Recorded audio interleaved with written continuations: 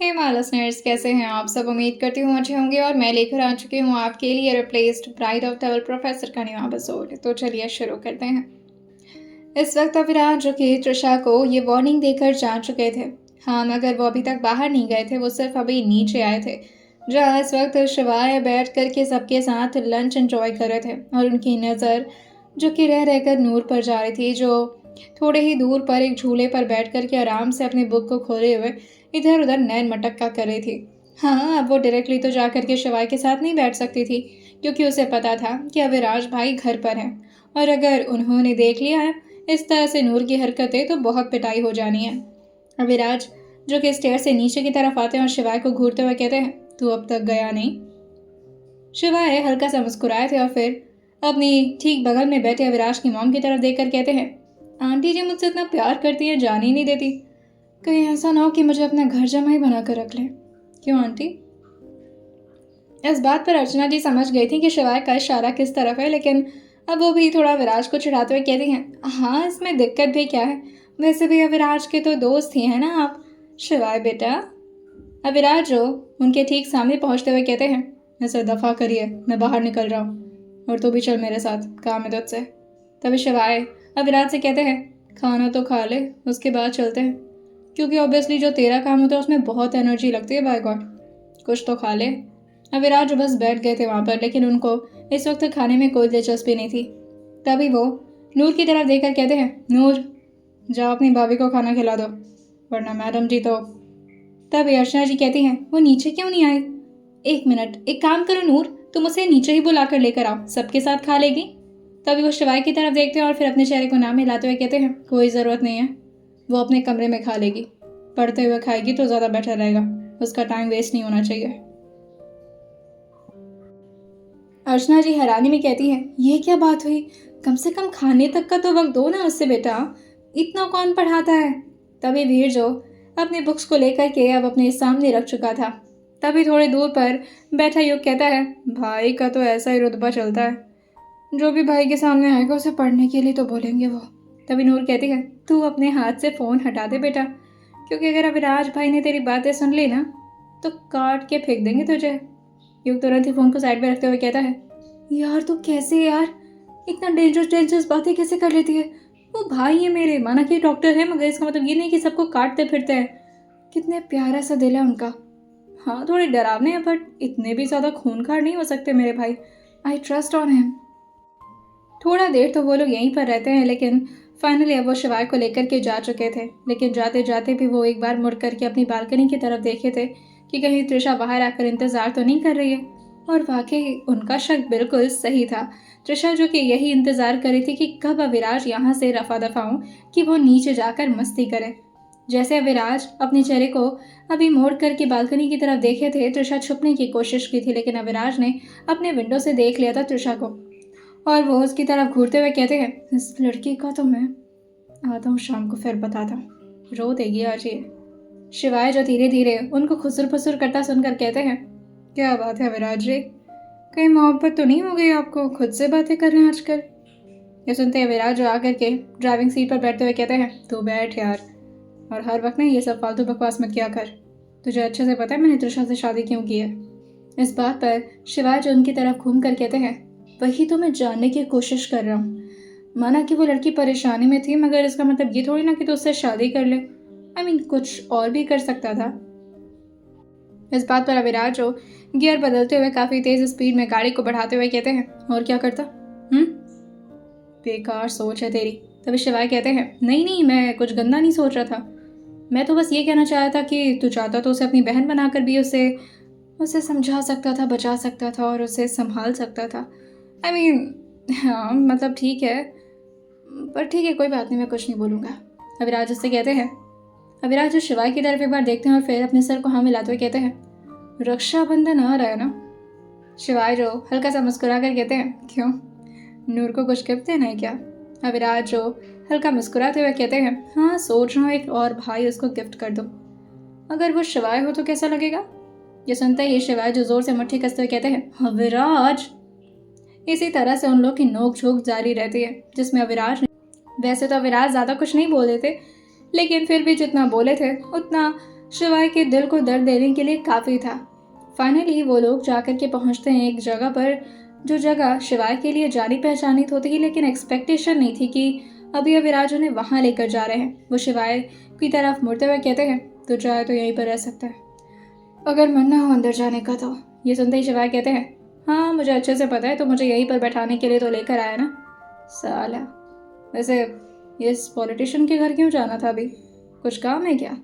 और तुझे क्यों डील करनी है इनके साथ? तुझे पता है ना इनका नेचर अच्छा नहीं है, और तू तो ऐसे लोगों के साथ डील भी नहीं करता, बहुत इलीगल काम में हाथ है इनके। ये सुनते ही अविराज जो हल्का स्मोक करते हुए कहते हैं, ओह रियली, मेरा तो इलीगल कामों से ज़रा भी लेना देना तक नहीं है ना, मुझे तो इलीगल काम से बहुत डर लगता है शिवाय सुनकर कहते हैं, साले तू सुधरेगा नहीं, मुझे पता है कुछ 30 मार खा नहीं बनने आया होगा तो यहाँ पर इससे क्या काम आ गया तुझे, और इसके घर आ गया तू, बेचारा पैर ही ना पकड़ लेते रहे।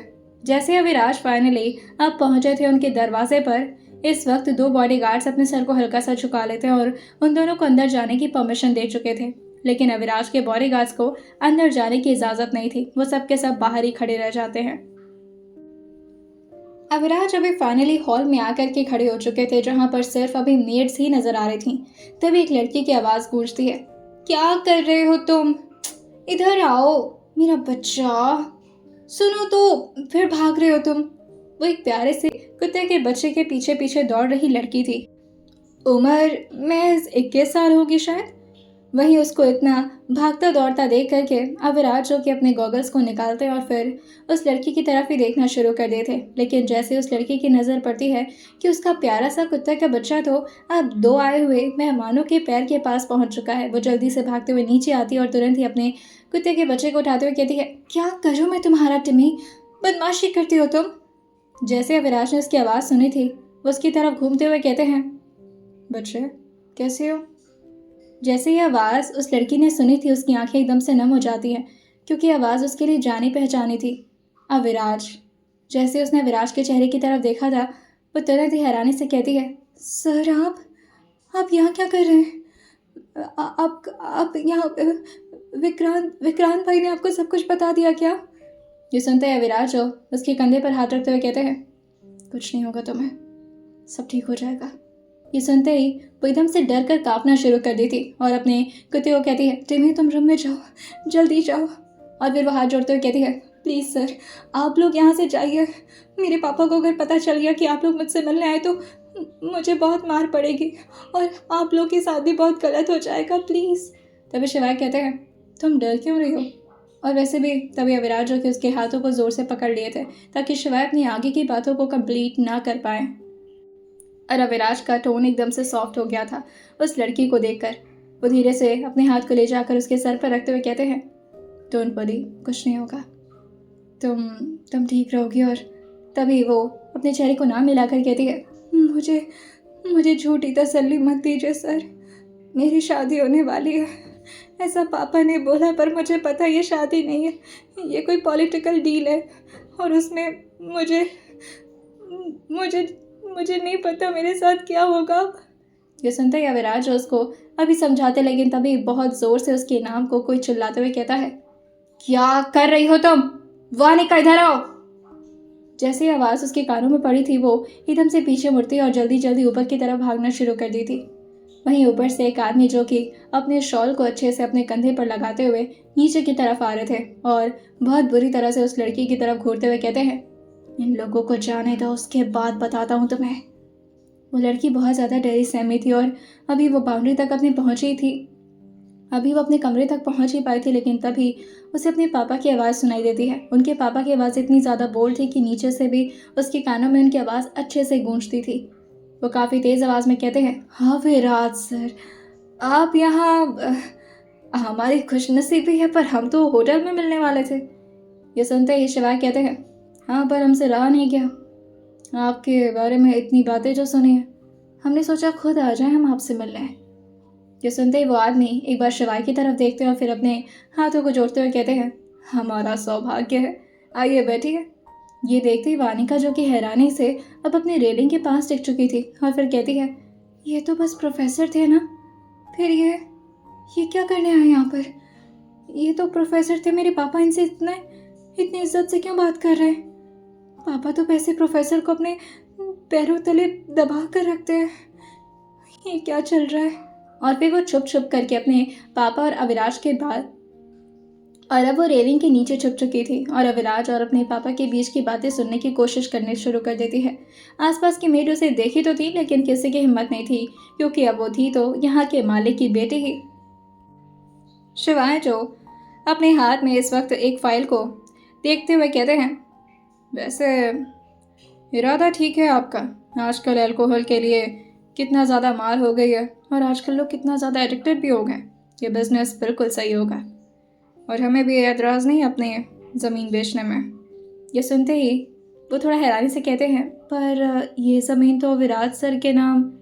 लेकिन तुरंत ही विराज जवाब देते हुए कहते हैं, जो मेरी चीज़ है उसमें मेरे दोस्त की पार्टनरशिप रहती है और स्पेशली बिजनेस में तो कई मामलों में जब तक इसका साइन नहीं मिल जाता आपको वो ज़मीन नहीं मिल सकती थी।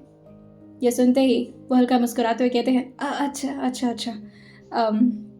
तभी इस वक्त अविराज की नज़र इधर उधर थी, जिससे राजनाथ जी पूछते हैं, वैसे आप कुछ ढूंढ रहे हैं? हम चाय पानी। लेकिन तभी अविराज उनको रोकते हुए कहते हैं, नहीं नहीं, उसकी ज़रूरत नहीं हमें। वो अभी एक लड़की यहाँ से गई थी, क्या नाम है उसका? ये सुनते ही राजनाथ जो कहते हैं, वो हमारी बेटी है।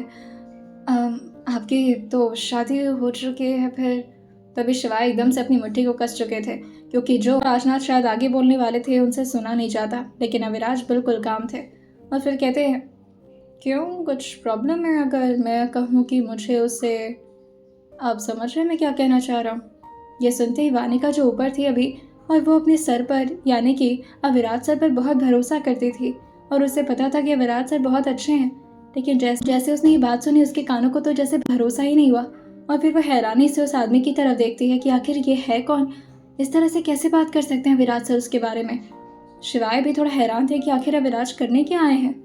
अविराज कहते हैं, नहीं मतलब अब अगर ऐसा नहीं हो सकता तो कोई बात नहीं। खैर वे डील में मैं क्यों करना चाहूँगा जब मुझे इसमें कोई प्रॉफिट ही नहीं है तो। तभी राजनाथ जी कहते हैं, अरे मैं मार्केट रेट से आपको 50% एक्स्ट्रा पैसा दूंगा। ये मेरे लिए बहुत ज़रूरी है और मुझे अपने अल्कोहल बिजनेस को थोड़ा और ग्रो करना है, आप समझ रहे हैं ना? यू नो, तो आप कि क्या चाहते क्या हैं आप हमसे? ये सुनते हैं विराज जो सीढ़ियों की तरफ ही कुछ देखते हैं और फिर कहते हैं, आप समझ नहीं रहे हैं शायद मुझे, लेकिन ये काफ़ी ताजुब की बात है, क्योंकि आपको तो ये बात अच्छे से समझ में आनी चाहिए कि एक मर्द को क्या चाहिए हो सकता है। वानिका जो कि अपने मुंह पर हाथ रखते हुए रोना शुरू कर दी थी, वहीं शिवाय भी बहुत हैरानी से विराज को घूरते हुए कहते हैं, हाँ विराज। लेकिन तभी राजनाथ कहते हैं, अरे नहीं नहीं, गुस्सा करने वाली बात क्या है इसमें? अब वो अपनी बात हमसे कह रहे हैं, ये तो हमारी सौभाग्य की बात है। वानिका की तो हमने शादी तय कर दी है। तभी विराज कहते हैं, तो क्या हुआ, आपको उनसे ज़रूर कोई प्रॉफिट मिला होगा, तभी तो आप ये शादी कर रहे हैं। और जितना प्रॉफिट आपको उनसे मिला है, अगर वो प्रॉफिट मैं आपको दूं तो? मुझे वो लड़की काफ़ी पसंद आई। ये सुनते ही शिवाय जो कि एकदम से गुस्से में खड़े होते हुए कहते हैं, विराज व्हाट नॉनसेंस, ये क्या कर रहे हो तुम? मुझे कोई डील नहीं करनी है। और ये बोलकर वो ज़ोर से फाइल को पटकते हैं और अभी वहाँ से जा पाते हैं। तभी अविराज जो आगे कहते हैं, अब इसकी बात मत सुनिए, इससे साइन तो मैं ले ही लूँगा, हाँ बस मुझे खुश करिए। ये सुनते ही वो अपने सर को हाँ मिलाते हुए कहते हैं, अगर आप हमें उस लेवल का प्रॉफिट दे पाए तो हमें कोई एतराज़ नहीं है। और वैसे सच कहें तो वानिका मेरी अपनी बेटी तो है नहीं। अब उसके साथ अगर आप रहेंगे तो मुझे बहुत खुशी होगी, क्योंकि मैं तो उसे उतना प्यार दे नहीं पाया जितना। तभी अविराज जो अपने हाथ उनको दिखाते हुए कहते हैं, आप उसकी टेंशन मत लीजिए, उसके साथ क्या करना है और क्या नहीं, ये मेरी जिम्मेदारी है।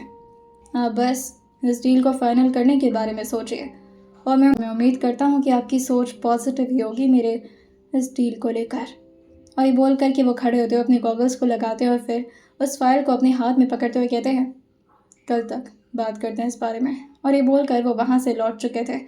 वहीं एक तरफ शिवाय जो कि अपनी गाड़ी के पास खड़े थे और बोनट पर अपने एल्बो को टिकाए हुए सिगरेट अपने मुंह से लगाए हुए थे। तभी अविराज बाहर आते हुए कहते हैं, no smoking, I hate this smell. जैसे ही अविराज ने बोला था, शिवाय ज़ोर से पहले तो सिगरेट को फेंकते हैं और फिर अविराज की तरफ घूरते हुए कहते हैं, तेरा ना दिमाग ख़राब हो गया अविराज। ये कौन सा रूप देखा हूँ मैं तेरा? तू तो लड़कियों की बहुत इज्जत करता था ना। ये घटिया काम कब से करना शुरू कर दिया तू? हाँ, तुझे अपनी प्रॉपर्टी बेचनी है या फिर उनकी लड़की को खरीदना है? तभी अविनाश कहते हैं, दोनों काम करना है। वैसे प्रॉपर्टी बेचना तो सिर्फ एक बहाना है। और तुझे क्या लगता है मैं किसी को प्रॉफिट दूंगा? अविनाश को सिर्फ प्रॉफिट कमाना आता है। किसी को प्रॉफिट में रखना और खुद को लॉस में डालना is not business, and I am a business man. और ये बोलकर वो अपनी ड्राइविंग सीट पर तो आराम से आकर बैठ चुके थे, लेकिन शिवाय जो गुस्से में पैसेंजर सीट पर आकर बैठते हुए अविनाश को रोकते हुए कहते हैं, गाड़ी स्टार्ट मत कर, मुझे एक्सप्लेन कर, ये तू क्या करके आए? अविनाश उनसे कहते हैं, just keep your mouth quite, सिर्फ उसे एंजॉय करो। ज़्यादा दिमाग लगाओगे तो दिमाग फट जाएगा तुम्हारा। शिवाय अपने सर पर अपने हाथ को रखते हुए कहते हैं, अविनाश मुझे तो लगा था कि तू त्रिशा को प्यार करता है यार। हाँ, पर मुझे नहीं पता था कि तो तू उसको भी इस तरह यूज़ कर रहा होगा, राइट? उसे डांटता होगा, उसे मारता होगा, और अब ये काम इस लड़की के साथ भी। ओह गॉड, मैं तो तुझे कभी समझ ही नहीं पाया। लेकिन हाँ, मैं अपना हाथ काट लूँगा तुझे, लेकिन कभी इस पेपर पर साइन नहीं दूंगा। अविनाश राजनाथ कपूर के अब घर से बाहर निकल चुके थे। उनके मेंशन से बाहर आते ही अविनाश ने काफ़ी तेज़ स्पीड में गाड़ी स्टार्ट कर दी थी, और तभी वो शिवाय की बातों को फाइनली जवाब देते हुए कहते हैं, तुझे हमेशा गलत चीज़ों पर फोकस क्यों करना होता है? अगर मान भी ले कि मैं वानिका को खरीद रहा हूँ तो इसमें गलत क्या है? अविनाश जितने कामली बात करते थे, समझ ही नहीं आता था कि आखिर ये इंसान है क्या। हर बात को इतने आराम से कोई कैसे कह सकता है? शिवाय जो कि उनसे पूछते हैं, तुझे कुछ समझ में आ रहा है तो क्या बोल रहा है? वानिका को खरीद। लेकिन तभी अविनाश कहते हैं, मैं वानिका को खरीदूंगा ताकि उसकी ज़िंदगी बेहतर हो सके। उसे हॉस्टल में रखूँगा। उसकी पढ़ाई भी बीच में रुकवा दी थी उन लोगों ने। बेचारी को पढ़ने का बहुत शौक़ है। मैं चाहता हूँ कि अच्छी एजुकेशन मिले उसे। सबको लगेगा कि मैं उसे ख़रीद रहा हूँ अपने काम के लिए, लेकिन करने दे, मुझे कोई फ़र्क नहीं पड़ता अगर मुझे कोई गलत समझता है तो। इवन अगर तू भी समझता है मुझे गलत, तो भी मुझे घंटा फ़र्क नहीं पड़ता। और फाइनली अविनाश जो कि अब जाकर के अपनी गाड़ी के स्पीड को तेज़ करते हैं, और जैसे अविनाश ने इतना बोला था, शिवाय अपने दिल पर हाथ रखते हुए कहते हैं, काश मैं लड़की बना होता यार अविनाश। ये सुनते अविनाश अपनी भवें से करते हुए कहते हैं, शिवाय इतनी इलॉजिकल बात कैसे कर लेते हो? तभी शिवाय जो उनकी तरफ थोड़ा आगे बढ़ते हुए कहते हैं, मैं कसम से बता रहा हूँ, शादी कर लेता तुझसे। जैसे अविनाश ने सुना था, वो जोर से ब्रेक मारे थे, जिससे पीछे की आ रही उनके सारे बॉडीगार्ड्स की गाड़ी भी अचानक से रुकना शुरू हो गई थी लाइन से। तभी अविनाश कहते हैं, शिवाय होश में है तू? रात का टाइम नहीं है। तभी शिवाय कहते हैं, मैं बस बोल रहा था, और रात की क्या ज़रूरत है? हाँ, गाड़ी है जो कि ऑलरेडी हमने ऐसे शीशे से बनवाई है कि कोई हमें देख नहीं सकता अंदर। अविनाश जो जोर से अब गाड़ी को स्टार्ट कर दे कहते हैं, शर्म नहीं आती तुझे शिवाय? क्या बोलता है? और तुझे लगता है कि मैं तुझे अपनी बहन दूंगा? मुझे ऐसा क्यों लगता है कि तेरी तो बुरी नज़र मेरे ऊपर ही है, कुत्ते। तभी शिवाय जो हंसते हुए कहते हैं, नहीं यार, मैं तो सच कह रहा था। क्या लॉजिक लगाता है तू? मतलब दुनिया तुझे विलन समझ ले, लेकिन तुझे लोगों के लिए अच्छा ही करना होता है। I love this spirit man. काश मैं तुझे किस कर पाता। जैसे अविनाश ने इतना सुना था, वो बहुत ज़्यादा फ्रस्ट्रेट हो रहे थे, और इसी वजह से शिवाय ये सारी बातें बोल रहे थे। वाकई उन्हें कोई इंटरेस्ट नहीं था अविनाश में, बस जिस तरह से अविनाश फ्रस्ट्रेट होते थे, न जाने क्यों शिवाय को बहुत मज़ा आता था। फाइनली अब वो लोग दोबारा से अपने ऑफिस की तरफ निकल चुके थे। शिवाय और अविनाश दोनों इलीगल बिजनेस के ऑफिस को एक साथ ही रखे थे। दोनों एक साथ ही उस कंपनी के बॉस थे। हाँ, और इस इलीगल बिजनेस में 61% का मालिकाना हक तो सिर्फ और सिर्फ अविनाश के पास था। वो तो बचा कुछ उन्होंने ज़बरदस्ती शिवाय को दे रखा था, क्योंकि वो अकेले क्यों लड़े सब कुछ, और अकेले क्यों हैंडल करें जब उनके पास शिवाय जैसे अच्छे दोस्त थे। तो फाइनली अब वो लोग ऑफिस के अंदर पहुँचते हैं, जहाँ शिवाय बहुत ही कम आया जाया करते थे। वैसे तो उन लोगों के पास सांस लेने तक का वक्त नहीं होता था, लेकिन उसके बावजूद भी अविनाश को कॉलेज आजकल कुछ ज़्यादा ही जाने का मन कर रहा था। वरना वो तो बस अपने एक क्लास को अटेंड करने के लिए कॉलेज जाते थे, और वो सिर्फ सीनियर्स को पढ़ाया करते थे। लेकिन जब से त्रिशा का उस कॉलेज में एडमिशन होने वाला था, ऑब्वियसली अविनाश को तो अब वहाँ पर एज अ टेम्पररी नहीं बल्कि एज अ परमानेंट प्रोफेसर बनना था, ताकि हर सेकंड उनकी नज़र उनके त्रिशा पर रह सके। जैसे ही वो लोग अंदर की तरफ आए थे, पहले से ही मीटिंग्स उन लोगों की दानिश ने अरेंज करवा रखी थी और आते ही उन लोग के हाथ में वो फाइल दिखाते हुए कहता है, सर ये फाइनली उन लोगों ने एग्री कर लिया है हमारी एग्रीमेंट को। वो लोग आपसे मिलना चाहते हैं और शिवाय सर आपसे भी। तभी शिवाय जो कहते हैं, मैं नहीं मिल रहा, कैसे काले कलूटे लोग हैं, तू जा कर के देख ले, हैंडल कर ले, मैं जा रहा हूँ ऑफिस में।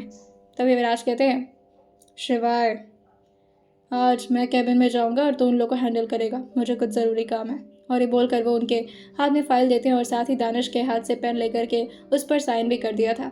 और फाइनली वो अपने कैबिन में आ जाते हैं। तभी दानिश कहता है, फर्स्ट टाइम हो रहा है सर ये, वो शिवाय से बोल रहा था। तभी शिवाय कहते हैं, पता नहीं क्या करने चला गया।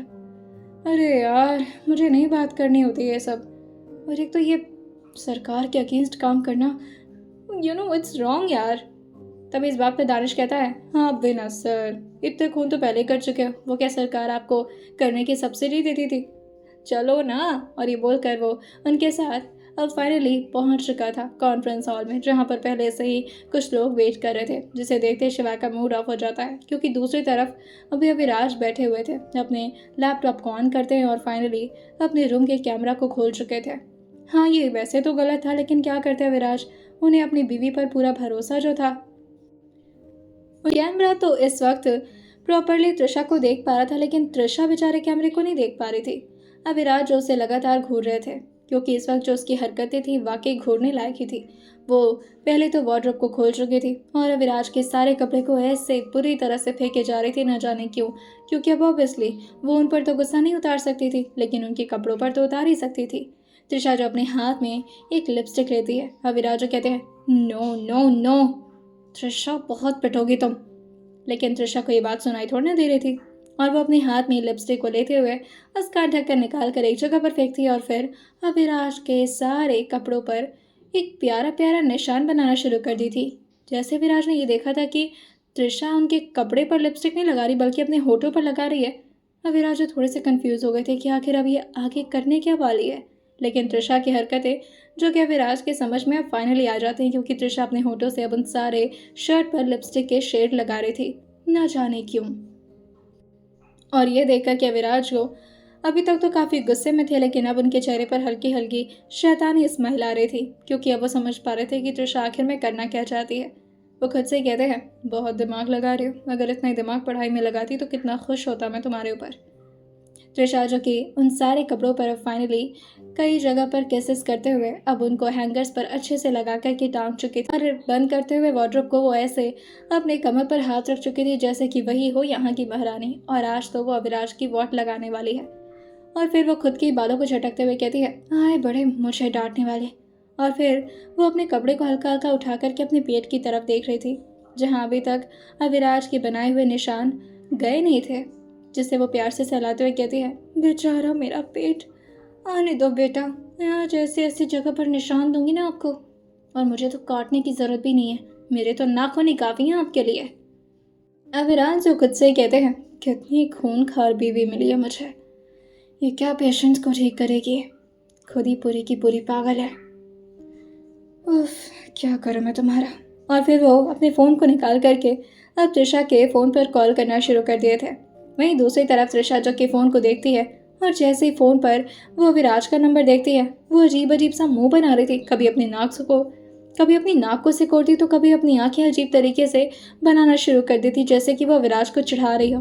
और फिर धीरे से कहती है, नी करेंगे, अब कॉल कर रहे मेरे को, क्या बोलेंगे, हेलो त्रिशा, पढ़ाई हुई तुम्हारी, टॉपिक रिवाइज किया ठीक से, वरना आऊँगा तो कॉटेज में बंद कर दूंगा, आए पड़े मैं भी देखूँ क्या करता है। और फिर वो फ़ोन काट देती है और जाकर के आराम से बेड पर लेट चुकी थी, फैल करके अपने पूरे हाथ पाँव को ऐसे फैलाई थी जैसे कि आज जो उसे सुकून मिल रहा है वो शायद दोबारा नहीं मिल पाएगा। और ऐसा ही था, जो उसकी हरकतें थी दोबारा अविराज उसे घंटा सुकून देते।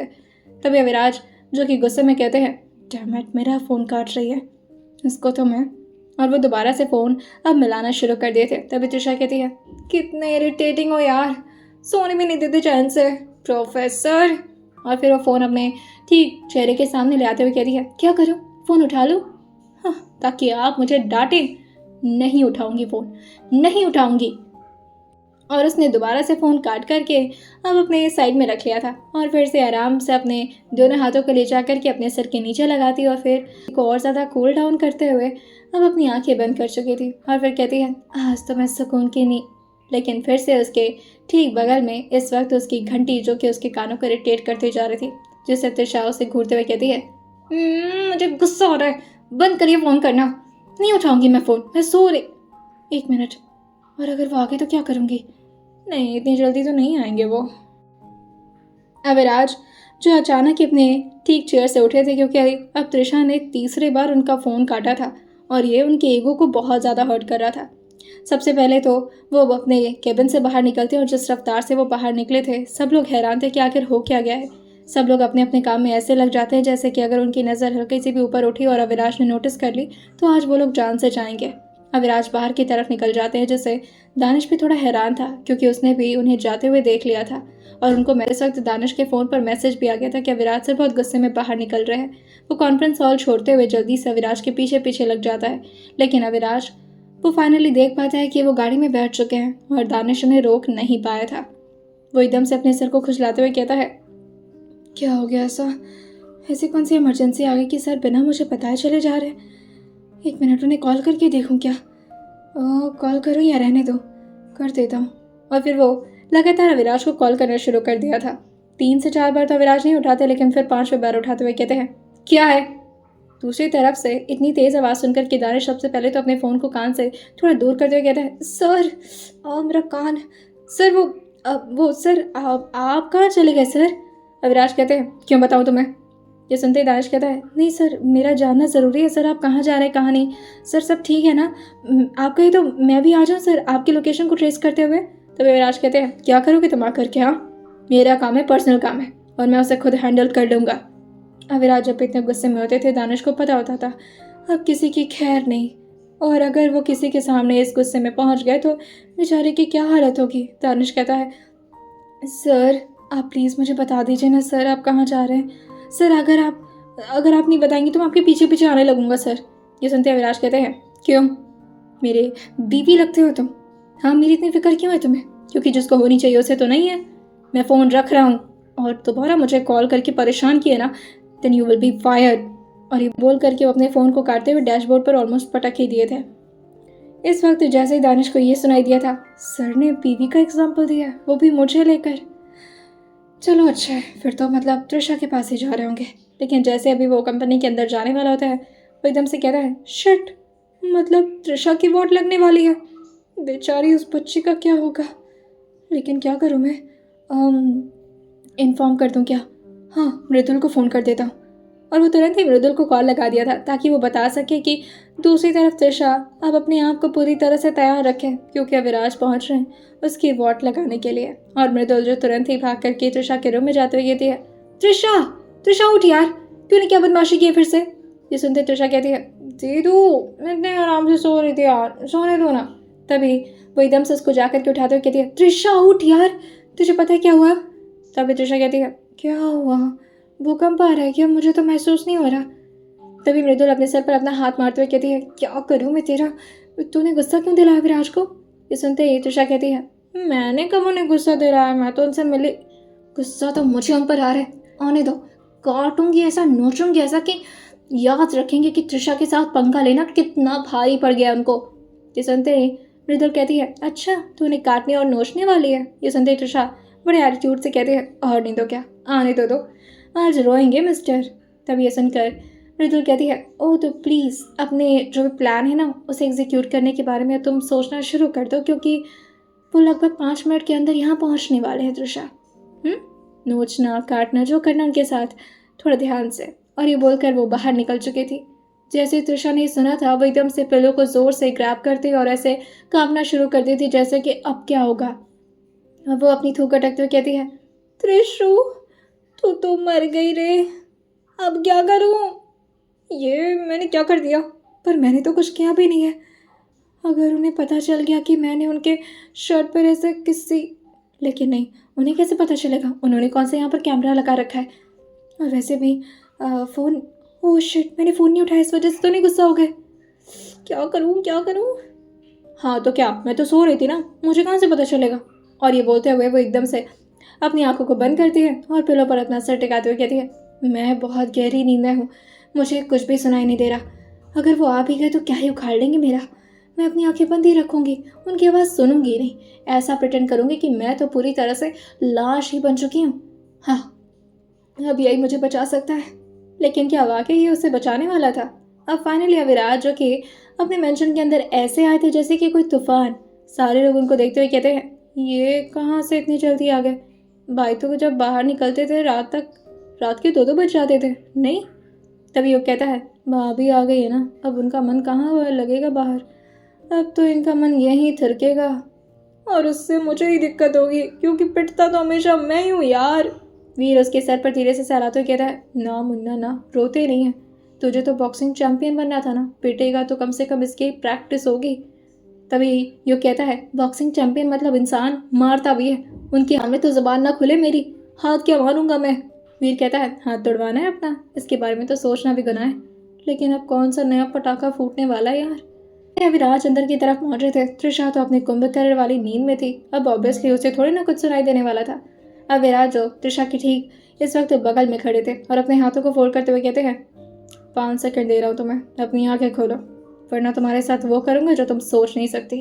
तभी त्रिशा कहती है, आप मेरी सोच तक पहुँच नहीं सकते, मैं क्या क्या सोचते हो ना, आप अगर सोच लें तो पागल ही हो जाए। बड़े आए, नहीं उठूंगी, क्या ही कर लेंगे। अविराज वाकई अपने स्टेटमेंट के पक्के हुआ करते थे और ये बात सबको तो पता थी, लेकिन त्रिशा को थोड़ी ना पता थी। उसे ये लगा था कि थोड़ा देर उठाएंगे और उसके बाद अगर वो नहीं उठी तो उसे छोड़कर चले जाएंगे। तभी अचानक उसे ऐसा लगता है जैसे कि उसकी दुनिया एकदम से उठना शुरू कर दी है और वो पूरी तरह से हिल डुल रही है। समझ नहीं आता सबसे पहले कि आखिर हो क्या रहा है और वो हवा में कैसे, लेकिन तभी उसे एहसास होता है कि इस वक्त उसके कमर पर किसी का हाथ है जो जोरों से उसको पकड़ा हुआ है और दूसरा हाथ उसके पीठ पर है। तभी त्रिशा कहती है, ओह शिट, ये क्या मुझे उठाकर फेंकने वाले हैं? नहीं नहीं नहीं नहीं नहीं, क्या करूं, उठ जाऊं क्या, आंखें खोल लूं? अविराज की एक और बार उसे वार्निंग देते हुए कहते हैं, वैसे तो मैं किसी को वार्निंग देता भी नहीं हूँ, लेकिन तुम पर तरस खाकर दोबारा बोल रहा हूँ, अपनी आंखें खोलो। लेकिन त्रिशा अपनी जिद की पक्की थी, वो भी अविराज से कम थोड़ी ना थी। आंखें कैसे खोल देती वो, अगर खोलती तो फिर उसकी अपनी तौहीन नहीं हो जाती। उसने खुद से वादा जो किया था। अविराज फाइनली दरवाजे को खोलते और त्रिशा को लगा था कि बालकनी का दरवाज़ा खुला है और फिर वो एकदम से अपने हाथों को ले जाकर के अविराज के कॉलर पर धीरे धीरे रखना शुरू कर दी थी, क्योंकि अंदर से उसकी बुरी तरह से फट रही थी और वो इस बारे में अविराज को बता भी नहीं सकती थी। तभी उसे ऐसा लगता है कि अविराज, जो कि बहुत गुस्से में उसे घूर रहे हैं। त्रिशा जो भगवान का नाम जप रही थी, काना काना काना, बचा लेना बचा लेना बचा लेना, काना काना काना, बचा लेना बचा लेना बचा लेना। और तभी काफ़ी ज़ोर से उसे ऐसा लगता है कि हवा में वो उड़ना शुरू करती है और वो उड़ी नहीं थी, एक्चुअली वो गिरी थी। और जैसे ही फाइनली वो लैंड होती है, वो गिरती है पानी में और जिस तरह से वो छपाक से पानी में गिरी थी, एकदम से भड़बड़ा कर उठ जाती है और अपनी आंखें एकदम से खोलते हुए कहती है, मुझे तैरना नहीं आता। वो जलाया था। अविराज जो उसकी तरफ घूरते हुए कहते हैं, क्या हुआ, नींद खुल गई तुम्हारी, गुड मॉर्निंग। तभी त्रिशा कहती है, आप कब आए? और आते ही मुझे नहलाना क्या शुरू करती है, मुझे तो लगा था आपने स्विमिंग पूल में फेंक दिया मुझे। वैसे ऐसा लग रहा था जैसे आप दरवाज़ा खोले तो बालकनी का दरवाज़ा है, बहुत सेम साउंड करता है नहीं? अविराज कहते हैं, तुम्हें कैसे पता चला कि मैं बालकनी का दरवाज़ा खोलूँ या फिर बाथरूम का? तुम तो सो रही थी ना? तभी त्रिशा कहती है, अरे हाँ, मैं तो सो रही थी, मुझे कैसे पता चलेगा? मुझे तो कुछ भी पता नहीं है। वैसे अचानक से मुझे नहलाने का इरादा क्यों बन गया आपका? अविराज उसे कहते हैं, बस मन कर रहा था तुम्हें भीगे कपड़ों में देखने का। तुम्हें पता है जब इंसान के कपड़े भीग जाते हैं तो पूरी तरह ट्रांसपेरेंट हो जाते हैं।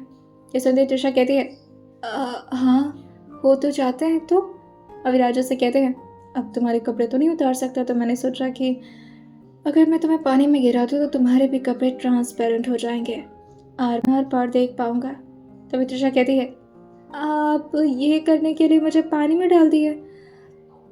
ओह अच्छा। अविराज से कहते हैं, अगली बार अगर ऐसे सोने का ड्रामा किया ना तो उसी हालत में उतार दूंगा कपड़े तुम्हारे। तभी त्रिशा कहती है, आप झगड़ा करते करते रोमांटिक क्यों हो जाते हैं? कुछ और भी तो बोल सकते थे कि मुंह पर थप्पड़ मार दूंगा या मुंह पर पानी फेंक दूंगा या फिर कुछ और। अविराज से कहते हैं, तो फिर हस्बैंड वाइफ की लड़ाई कैसे लगेगी? अब तुम बीवी हो मेरी, तो थोड़ा यूनिक तरीके से लड़ना तो बनता है तुमसे। अभी नींद खुल गई तुम्हारी? तभी तृषा कहती है, हाँ खुल गई है। आप जाइए, मैं नहा कर आती हूँ। अविराज से कहते हैं, नहा कर क्यों आना है तुम्हें? मैं अपनी गोद में ले चल रहा हूँ ना।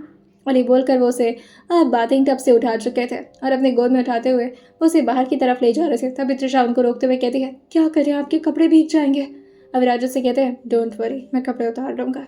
तृषा कहती है, तो अब फर्श भीग जाएगा। अविराज से कहते हैं, डोंट वरी, मैं उसे सुखवा दूंगा। तृषा जो अपनी आंखें बंद करते हुए कहती है, मैंने कौन सी गलती कर दी अब? प्लीज़ मुझे माफ़ कर दीजिए अगर मैंने कोई गुनाह किया हो तो। वैसे तो मैंने किया भी नहीं है, और आपको पता है मैं किसी से सॉरी नहीं बोलती जब तक मैं गलती ना की रहूँ तो। लेकिन फिर भी आपसे बोल रही हूँ, आप देख रहे हैं मैं आपको कितना ज़्यादा इज्जत देती हूँ। अविराज जो उसको धड़ाम से काउच पर फेंकते हुए कहते हैं, इज्जत देती हो मुझे? कितने बार कॉल कर रहा था तुम्हें, फ़ोन क्यों नहीं रिसीव किया मेरा?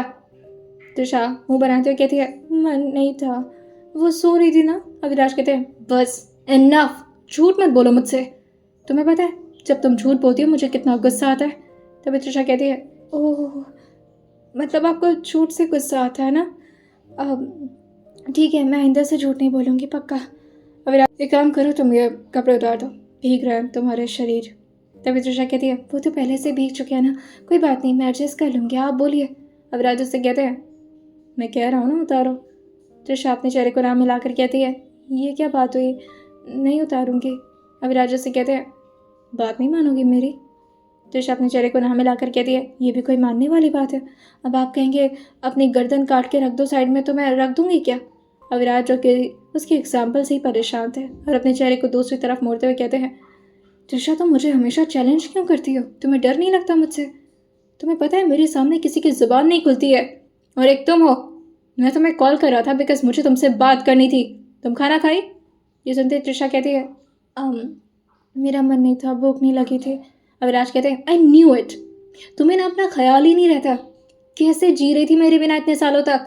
तृषा कहती है, मेरे पापा मुझे बहुत प्यार करते हैं, इवन मैं अभी उनके पास चली जाऊँ ना तो मैं एकदम हेल्दी रहूँगी। वो मुझे अपने हाथ से खिलाते थे, अपने हाथ से खाने की आदत नहीं है मुझे। अविराज ये सुनते हुए कहते हैं, हाँ तो फिर ये बात तुम मुझे बता सकती थी ना, मैं खिला कर जाता तुम्हें। तृषा इस बात पर अपनी नज़रों को उठाकर अविराज की तरफ ऐसे देखे थे कि हैं सच में आप मुझे अपने हाथ से खाना खिलाएंगे? लेकिन आपके तो हाथ इतने कठोर हैं कि बस मारने के लिए उठ सकते हैं, खाना खिलाने के लिए कैसे? अविराज उसके हाथ को पकड़ते हुए कहते हैं, उठो, मेरा काउच गीला कर रही हो तुम। और फिर वो उसके कपड़े की तरफ देखते हुए कहते हैं, जाकर चेंज करो इसे। और फिर जैसे ही तृषा वहाँ से भागी थी अपने कपड़े को लेकर के बाथरूम के अंदर, अविराज अपने वार्डरोब के अब एक एक कपड़े को देखना शुरू कर दिए थे और उनके चेहरे पर फिर से एक अजीब सी स्माइल तो आ रही थी। लेकिन अविराज खुद को कंट्रोल करते हुए कहते हैं, कम ऑन अविराज, इस लड़की की हरकतें तुम्हें अच्छी नहीं लगनी चाहिए, बदमाशी कर रही है ये, और तुम्हें चैलेंज कर रही है अविराज। हाँ, डॉक्टर अविराज मेहरा को। और ये बोलकर वह हैंगर में अपने कपड़ों को टांगते हुए अब वेट कर रहे थे मैडम का। इस वक्त वो सिर्फ अपने पैंट में थे क्योंकि उन्हें शर्ट उतार रखी थी। अब उतारते भी क्यों ना, भीग चुके थे बेचारे के कपड़े। तृषा जैसे ही बाहर की तरफ आई थी अपने बालों को वो सुखाते हुए टॉवल से, वो देखते कि विराज तो अंधे नंगू पंगू हो रखे हैं। तभी तृषा मुंह पर टॉवल लगाते हुए कहती है, ये बात बात पर आप कपड़े क्यों उतार लेते? आपको नहीं पता बट ये गलत बात होती है, इट्स रॉन्ग। अविराज से कहते हैं, क्यों, उसमें रॉन्ग क्या? अब है मेरी पर्सनालिटी दिखाने वाली तो देखो ना। तभी तृषा कहती है, मुझे क्यों देखना होगा, मैं ये सब नहीं करती। अविराज से कहते हैं, झूठी, इंस्टाग्राम पर ढूंढ ढूंढ करके मेरे फ़ोटोज़ देख रही थी। वो तो मेरे कोई अपने इंस्टाग्राम की आईडी नहीं है, अदरवाइज़ तुम तो मुझे वहाँ पर भी स्टॉक करती है ना। तृषा ये सुनकर कहती है, हाँ, आपको कैसे कैसे पता? मैंने तो बस वो ट्रिप वाली फ़ोटो देखी थी, मुझे आपकी फ़ोटो में कोई इंटरेस्ट नहीं था। वो तो मृदुल दी मुझसे कह रही थी कि मैं आपकी फ़ोटो निकालूं। अब आपकी तो कोई अपनी फ़ोटो ही नहीं होती है, वो तो किसी के कोई तो था, वो कोई कपल जिसके पीछे आप आ गए थे गलती से, तो वो फ़ोटो बस वो मैं जूम, मतलब सॉरी। अविराज से कहते हैं, जूम भी किया था? तभी तृषा कहती है, नहीं मैंने नहीं, मृदुल दी ने। अविराज खड़े होते हुए कहते हैं, मृदुल को कभी मुझ में इंटरेस्ट ही नहीं था, झूठी। जैसे तृषा की चोरी पकड़ाई थी वो एकदम से अपने दांतों तले अपनी उंगली को दबाते हुए कहती है, हाँ अच्छा, पहले पता होता तो मैं ऐसा नहीं सोचती अपने बारे में, मुझे लगता था कि मैं कितना बड़ा पाप कर रही हूँ। तभी अविराज खड़े होते हुए कहते हैं, नहीं इसमें पाप वाली कोई बात नहीं है। तुम तो अपने होने वाले हस्बैंड को ही ताड़ रही थी। It's okay, you can do it. तुम तो बस अपने होने वाले हस्बैंड को ताड़ रही थी, सो इट्स ओके। तभी तृषा कहती है, हाँ वही तो, मैं भी खामखा खुद को पता है इतने गिल्ट में रखती थी कि हे भगवान, जीजू कैसे देख रही हूँ, गलत बात है। फिर लगता था कि मैं तो साली हूँ, तो साली तो आधी घर वाली होती है। लेकिन अब मुझे कोई टेंशन नहीं है, मतलब अब तो आप ही मेरे हस्बैंड बन चुके हैं। लेकिन फिर जैसे वो सामने की तरफ देखी थी अविराज जो कि जिस नज़र से उसको देख रहे थे ऊपर से नीचे तक, वो एकदम से पीछे होते हुए कहती है कि क्या हुआ। अविराज उससे कहते हैं, कुछ नहीं, एक काम करो ज़रा, मेरे कोई कपड़े निकाल दो, मुझे पहनना है। मैं सोच रहा हूँ कि नीचे जाकर पहले तुम्हारे लिए खाना लेकर आऊँ, फिर तुम्हें अपने हाथ से खाना खिलाऊँ, क्योंकि तुम ऐसे तो खाना खाने से नहीं रही, और उसके बाद मैं अपने काम पर जाऊँ। तृषा कहती है, एक काम करते हैं, आपको मैं कपड़ा देती हूँ, आप डायरेक्टली काम पर ही जाओ, बाकी खाना मैं खुद खा लूँगी। अविराज से कहते हैं, तुम नहीं खाना, तुम्हें आदत नहीं खुद के हाथ से खाना खाने की, मैं खिला दूंगा, तुम कपड़े निकालो मेरे। वो देखना चाह रही थी कि तृषा कौन सा शर्ट निकालने वाली है, और तृषा को भी वैसे ही टॉपिक को रिवाइज करने में कोई दिलचस्पी नहीं थी, तो ऑब्वियसली वो कौन सा कपड़ा निकालती, वही कपड़ा जिसमें अच्छे से आज रात ड्रामा हो सकता है। तृषा जो बड़े खुशी खुशी जाती है और अविराज के लिए शर्ट निकाल करके उनके हाथ में थमाते हुए कहती है, आई थिंक ये आप पर बहुत सूट करेगी, कितना प्यारा शर्ट है ना। कॉलर के नीचे जो निशान था अविराज ने उसे हल्का सा देख तो लिया था, लेकिन ऐसा प्रिटेंड करते हैं कि उन्होंने कुछ भी नोटिस नहीं किया, जो कि तृषा अंदर ही अंदर प्रे की जा रही थी, हे कान्हा बस देख ना ले, और ये निशान, इनको कुछ भी पता नहीं चलना चाहिए, बस शाम को जिस तरह से मेरे सामने चढ़ कर आएंगे और फिर सबके सामने चिल्ला कर बोलूँगी, ये लिपस्टिक के निशान कैसे हैं, किससे किससे मुंह लगा कर आए हैं आप, और उसके बाद मज़ा आएगा। और तृषा यही सोच सोच कर अंदर ही अंदर स्माइल की जा रही थी। तभी अविराज जो चिल्लाते हुए कहते हैं, मैडम जी कहाँ खो जाती हो मुझे देख देख करके। तृषा जो एकदम से होश में आते हुए कहती है, नहीं वो मैं कुछ सोच रही थी, कुछ अच्छा ही सोच रही थी। तो आप जा रहे हैं? अविराज से कहते हैं, मैंने मेड को बोला खाना ले आने के लिए, वो लेकर आ रही, तब तक बैठो तुम मेरे सामने। तृषा जो जा कर के एक चेयर पर बैठ जाती है, अविराज भी जा कर के एक चेयर पर बैठते हैं और फिर तृषा को अपने करीब खींचते हुए कहते हैं, कुछ टॉपिक रिवाइज हुआ?